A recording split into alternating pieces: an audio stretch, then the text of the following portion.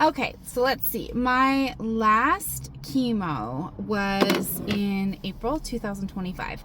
Actually, my last treatment was April 1st, 2025, so that's kind of silly. And I went back to work on my birthday, April 16th of that year. And I was not feeling well when I got back to work, but thankfully my work was very accommodating and I was able to get acclimated fairly quickly. I did know at that point that I was going to need my lymph nodes removed on that side. And so I was kind of preparing for another shorter leave, not obviously as long, but something a bit shorter. So in June of 2025, I went back under the knife and I got the entire lymph node pad removed. So it kind of like indents a little bit there now because just that fat pad and the lymph nodes are gone. The surgery itself went pretty well. I just, try to take it easy and relax and recover after that surgery. I was a little bit better about relaxing at home and taking my time and in general just like enjoying the extra time that I have, whereas the first time around I felt kind of antsy. It was getting easier for me to be a good patient, basically.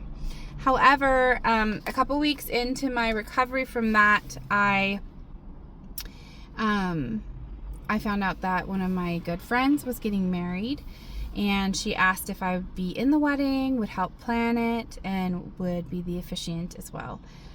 I probably should not have said yes. It was probably too close to my surgery to say yes, but I did. We'd been friends for a while, and she'd been there for me at a really hard time in my life. I hadn't seen her much lately, and I thought maybe it would be a good way to get reconnected, but at the very least, like to see some mutual friends that we have and spend some time with people that I didn't usually have time to see. So I did agree to help, even though I knew it was probably going to be too much for me, and yeah, it was just a kind of a complicated situation, but I decided to step in even though it probably wasn't the best idea. That turned out being a really bad idea, honestly, in the grand scheme of things. I still had a drain, so I didn't really go into the drains, but after my first surgery, I had a drain here in this area connected, and then 2 drains here and here. When I left the hospital, this drain was removed. A couple weeks later, this drain was removed, and then a couple weeks later, this drain was removed. I didn't really have any trouble with those drains. They were pretty straightforward. After my lymph node surgery, I had one more in my armpit. That one was very annoying just because of the placement of it. It irritated me to no end. And it was there longer than it was technically supposed to be there. It wound up being there into like full 3.5, almost 4 weeks, I think. So it also was there while I was helping and planning the wedding and actually at the wedding. And I honestly don't know if all of this would have happened if I hadn't done the wedding. It probably would have, but it maybe wouldn't have been so traumatic. But the day of the wedding, I started feeling absolutely terrible. And I didn't know if it was just because I was doing too much or what.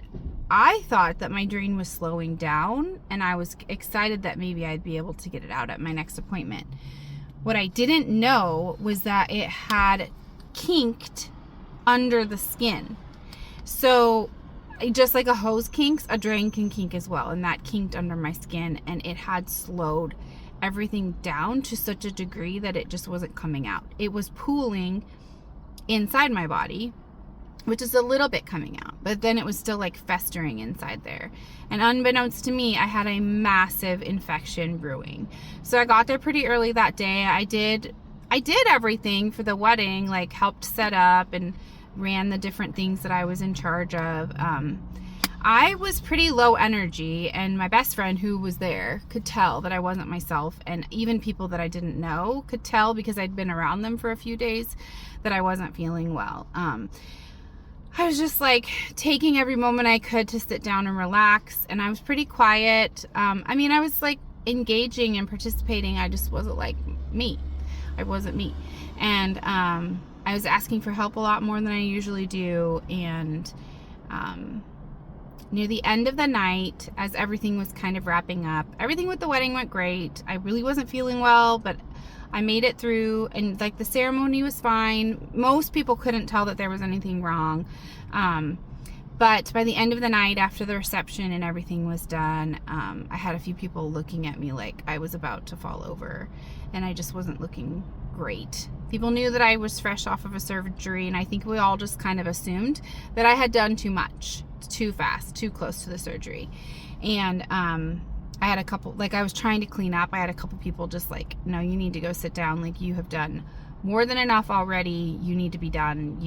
You've done more than most people have, and you're fresh off this surgery, so it's time for you to take a break. Well, I got to the point where I started getting feverish and shaky, and I could tell that something was really wrong. So I drove myself to the ER near my house, because in my head I was thinking I need to get to my ER. This is not right. I think I have an infection of some kind. I didn't know the full scope of it, but I was starting to have those pretty common infection symptoms, right? So I was desperately trying to get to my ER, which was over an hour away. In hindsight, honestly, I shouldn't be surprised. Some people that I thought would have been there for me that were at the wedding, nobody seemed to care that I was in a medical emergency. The fact that I had to drive myself bothers me. There are some people that cared, but like they couldn't have done it just because they had like kids or other people with them. But there are some people that could have. They made other choices to just go have fun instead of help me. And that definitely changed the way that I see them. I've taken a step back from some of those individuals because of the way that they just like let me figure it out on my own. I mean, they all know I'm single, and I probably should have been transported in an ambulance. I was that ill, but I made it to the hospital could barely function. The people that saw me there took me in immediately to the back. I didn't even have to wait. They gave me a room right away, and it was a really scary experience. They got me checked in, and they did start me on some broad spectrum antibiotics because they didn't know what was happening. I was all in my like bridesmaid officiant like makeup and hair and everything, and everyone walks in the room and they're like, wow, you look amazing. And I'm like, thank you, but I feel terrible. And the ER doctor that was there kind of fiddled around with my drain a little bit, and he, unbeknownst to both of us, unkinked it and fixed the problem, and it started outputting like crazy fast, and we could not keep up with the output. However, I still had excess fluid that had been building up for a few days, and I still had the infection. Like, that fluid was still infected, and so my body was still not feeling great. I found out after I got there and got settled that they wouldn't be able to help me because I didn't have the surgery at that hospital. So I actually was transported by ambulance to the hospital where I had my surgery. It was kind of a weird experience. I think I was sicker than I realized because I had a lot of people around me, a lot of things that they were looking at. I mean, infections can get pretty scary, but I don't think it really had sunk in how ill I was at that point. I wound up being in the ICU for 5 days trying to get over that while they were trying to navigate like which kind of medication would be best. And the new hospital was upset that the old hospital had started a certain type of medicine and was like all trying to prove something, and started and like put me on all these other ones that were making me sicker. And then once the test results came back from the cultures, the first one I was put on was the best one to be on anyway, and you should have seen his face when he realized that.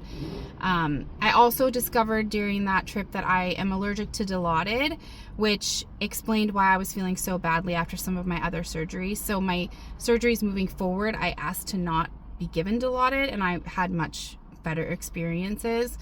The nurses were great while I was there, and the doctor, you know, over the weekend was helpful. And then when my surgeon came in to see me, he of course was happy to see that I was on the mend. But I lost like a week and a half to that. It was kind of a scary experience, but I'm glad that I made it to the hospital in time, for sure.